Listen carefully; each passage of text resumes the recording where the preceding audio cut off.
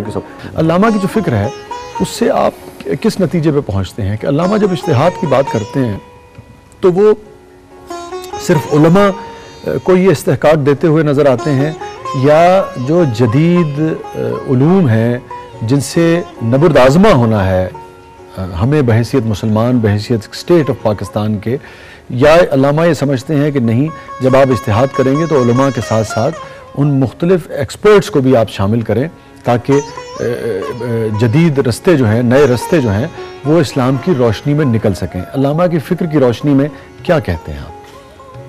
دیکھیں انیشلی تو وہ یہی کہتے ہیں کہ علماء کو ساتھ رکھا جائے. ٹھیک ہے. اجتہاد کا اختیار وہ اسمبلی کو ہی الٹیمیٹلی دیتے ہیں اور جس کا جو ہے ایک وکلاء جو ہیں بیچ میں، ٹھیک ہے، جو کہ اسلامی فقہ کے اوپر بھی ایک دسترس رکھتے ہوں تو ان کے ساتھ وہ. لیکن الٹیمیٹلی جب آپ اجتہاد کے راستے پہ چلتے ہیں تو پھر ایونچولی تو جو ہے وہ علماء کا رول ختم ہوتا ہے بیچ میں. اچھا. اور وہ اختیار جو ہے وہ آپ کی وہ اسمبلی اور وہ جو بھی بیچ میں یہ وکلاء کے ہاتھ میں ہی آتا ہے. اب اس چیز کو جو ہے وہ قابل قبول تو نہیں ہوگی پریزنٹ حالات کے اندر. لیکن آپ کو لگتا ہے کہ اقبال کی فکر یہ کہتی ہے کہ مائنس علماء اور جو ایکسپرٹس ہیں جو لائرز ہیں اور جو اسمبلی یعنی کہ چنیدہ ممبران ہیں لوگوں کے وہ اجتہاد کریں گے. بالکل وہ اجتہاد کریں گے اور اس اجتہاد کو اقبال ضروری قرار دیتے ہیں. ضروری اس لیے دیتے دیکھیں آپ کہ کرسچینٹی کے اندر جو ہے وہ انہوں نے ترقی کی کیونکہ وہ انہوں نے الٹیمیٹلی مذہب سے الگ کر دیا، علیحدگی اختیار کی. ان کے اندر وہ پروٹیسٹنزم بھی جو تھا وہ پروٹیسٹنٹس وہ پیدا ہوئے، انہوں نے بھی کیتھولکس سے جو ہے وہ دوسرا راستہ اختیار کیا کیونکہ جو کیتھولک جو تھے ان کے پریسٹس وہ کوئی تبدیلی جو تھی لانے کے لیے تیار قبول نہیں تھے، زیادہ کنزرویٹو تھے، وہ کنزرویٹو تھے اور اس وجہ سے بیچ میں ان کے جو تھا وہ ڈویژن وہ آئی. اب بقول اقبال کے جو ہے یہ اجتہاد کی گنجائش قرآن کے اندر موجود ہے، وہ پرنسپل آف موومنٹ جسے وہ کہتے ہیں، اور اس کو مد نظر رکھتے ہوئے کہ آپ کا جو ایک رابطہ ہے اپنے دین سے وہ کٹتا نہیں اور اس میں گنجائش ہے، جس میں وہ حضرت عمر کی بے مثال اپنا بے شمار مثالیں جو ہیں وہ بھی دیتے ہیں کہ انہوں نے کس طرح اجتہاد کیا. ٹھیک. اچھا حضرت عمر نے تو بہت ساری یعنی کہ انقلابی قسم کے فیصلے کیے، یقیناً اس میں کوئی دو رائے نہیں. ابھی آپ نے فرمایا کہ اور یہ بہرحال یہ ایک بحث ہے اور یہ دعویٰ بھی ہے بہت سارے پروگریسو لوگوں کا، بہت سارے لوگوں کا کہ بھئی مغرب کی ترقی کی ایک وجہ یہ ہے کہ انہوں نے مذہب کو الگ کیا اور ریاستی معاملات کو الگ کیا. لیکن ہم جو ابتدائی دور دیکھتے ہیں مسلمانوں کا 600-700 سال کا، جس میں مسلمانوں نے بڑی ترقی کی نہ صرف رقبے کے حوالے سے بلکہ علم کے حوالے سے بھی، سائنس کے حوالے سے بھی، جو اس وقت کی جدید ٹیکنالوجی یا جو بھی جدید وہ تھا اس حوالے سے بڑی انہوں نے ترقی کی، اور وہ انہوں نے مذہب کو ساتھ رکھ کے کی، مذہب اور ریاست کے معاملات ساتھ چلا کر کی. تو پھر اس ترقی کو آپ کیسے دیکھتے ہیں؟ یہ جو فرق ہے دونوں کا، میں اس کا جواب آپ سے چاہوں گا، لیکن ہمارے پاس کال ہے. ناصرہ جاوید اقبال صاحبہ ہمارے ساتھ لائن پہ ہیں، یعنی کہ آپ کے ممانی ہوں گی. جی السلام علیکم ناصرہ صاحبہ. وعلیکم السلام. Welcome to the show. Iqbal 21 April کے حوالے سے آج کا پروگرام ہم نے ترتیب دیا ہے. علامہ کے جو نواسے ہیں اقبال صلاح الدین صاحب یہاں تشریف فرما ہیں. یہ فرمائیے ناصرہ صاحبہ کہ اقبال کی جو فکر ہے، اقبال کا جو فلسفہ ہے، اس کے اندر اقبال خواتین کو کس مقام پر فائز دیکھتے ہیں، کتنی اہمیت دیتے ہیں اپنے فلسفے میں، اپنے فکر میں، اس اسٹیٹ میں، اس اسٹیٹ آف پاکستان میں اس وقت جو ان کے خوابوں کی اسٹیٹ تھی؟ وہ تو ایک ایسے زمانے میں انہوں نے اپنا فکر اور سوچ پہنچائی قوم کو، جب ہم بڑی ایک حالت میں تھے پریشانی کی کہ خلافت موومنٹ فیل ہو گئی تھی، تمام اطراف میں مسلمانوں مایوسی تھی اور زوال پذیر تھے ہمارا معاشرہ. تو ان کا تو زیادہ تر مخاطب ہوئے ہیں جو ہیں نوجوانان ملت، چاہے آپ ان کو لڑکیوں کو شمار کریں چاہے ان کو لڑکوں کو کریں. مثلاً میں ان کا جو شعر اکثر پڑھتی ہوں بچوں کے لیے، وہ فرماتے ہیں افراد کے ہاتھوں میں ہے اقوام کی تقدیر، ہر فرد ہے ملت کے مقدر کا ستارہ. اب یہ جو فرد کا لفظ ہے نا، یہ انہوں نے عمدن استعمال کیا ہے کیونکہ شاعری کے حوالے سے اگر آپ اس جگہ مرد لکھ دیں بالکل تو وہ مرد ملت مقدر ستارہ بالکل ٹھیک ہے، بہت بہتر شاعری کے حوالے سے ہوتا ہے. لیکن فرد کا لفظ استعمال ہی اس لیے کیا ہے کہ اس میں ہم سب شامل ہیں، مرد و زن دونوں آ جاتے ہیں. مرد و زن دونوں ٹھیک ہے. اچھا، ایک تو یہ بات ہے. دوسری بات یہ ہے کہ جو اردو ادب میں سب سے مشہور مرثیہ ہے وہ اقبال نے اپنی والدہ کے حوالے سے والدہ مرحومہ کی یاد، اور وہی آپ سمجھ لیں پیغام ان کا ہے تمام ماؤں کے لیے.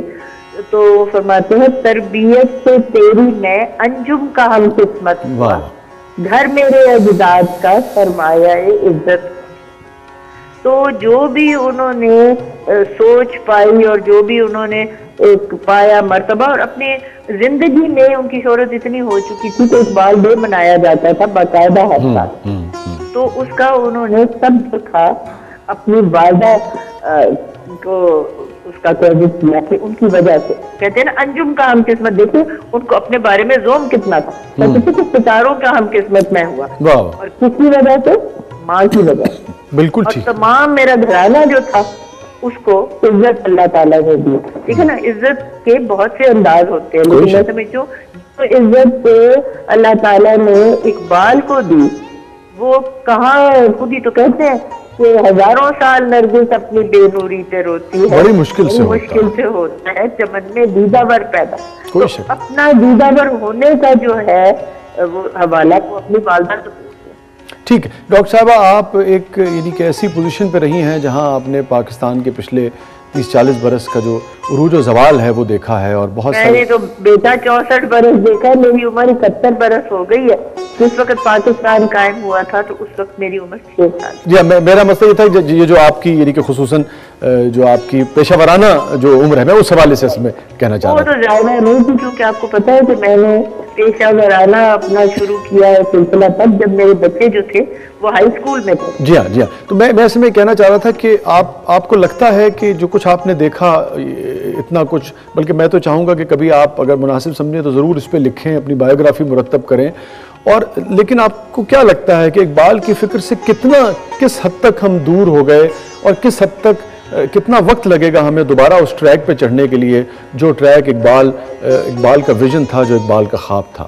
دیکھیے اقبال کا تو ویژن تھا ایک آزاد مملکت جہاں پہ ہم مسلمان اپنی زندگی عزت سے گزار سکیں اور اپنی روزی کا ہمارا مسئلہ بھی حل ہو جائے. اور وہ تو دیکھیے اللہ تعالیٰ نے قائد اعظم کی صورت میں ان کو ایک دے دیا، جیسے وہ کہتے تھے کہ بے دن کے پڑھا تھا میں انجمن میں، یہاں اب میرے رازداں اور بھی ہے. یہ انہوں نے قائد اعظم کے حوالے سے. تو قائد اعظم جو ان کا ہم نوا اللہ تعالیٰ نے پیدا کیا، انہوں نے پاکستان تو ہمارے لیے قائم کر دیا. اب اس پاکستان کے ساتھ جو کچھ کیا وہ ہم نے کیا. اور کوئی پوچھتا ہے دیکھیے آپ کا کیا حال ہے، تو میں یہی کہتی ہوں کہ حال وہی ہے جو ہم سب نے مل کے اس ملک کا کیا. اس کو واپس دوبارہ عروج کی طرف لے جانا، یا جو توقع کرتے تھے قائد اعظم اور علامہ اقبال، وہ تو اب آپ کا کام ہے نوجوانوں کا. اور جو ہماری نسل تھی جو کہ ہمیں پاکستان سے آج تک ہو گزری ہے، میں سمجھتی ہوں ہم تو فیل ہو گئے. ٹھیک ہے ڈاکٹر صاحبہ، جو کلام اس وقت آپ کو یاد آ رہا ہو یا جو آپ کو بہت کثرت سے یاد آتا ہو اقبال کا کلام، اگر ہم آپ جاتے جاتے ہمارے ساتھ شیئر کرتی چلیں.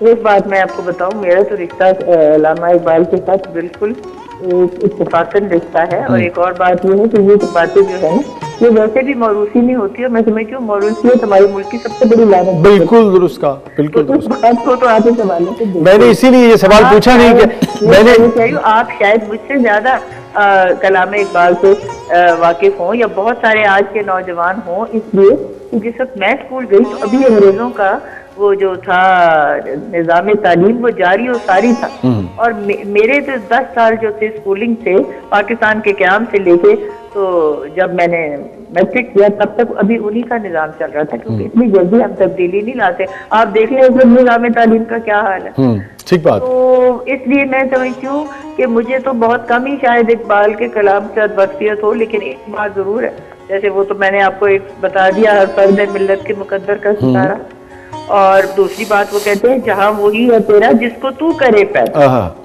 जहाँ वही है तेरा जिसको तू करे पैदा, ये संग खिश्त नहीं जो तेरी निगाह में है, महो सितारा से आगे मुकाम है जिसका, वो मुश्त खाक कभी आवार गाने राह में है। क्या कह आपने पूछा इस कौम को कौन आगे बढ़ाएगा, आप बढ़ाएंगे, आपके साथ जो नौजवान मिल्लत हैं वो बढ़ाएंगे इंशाअल्लाह।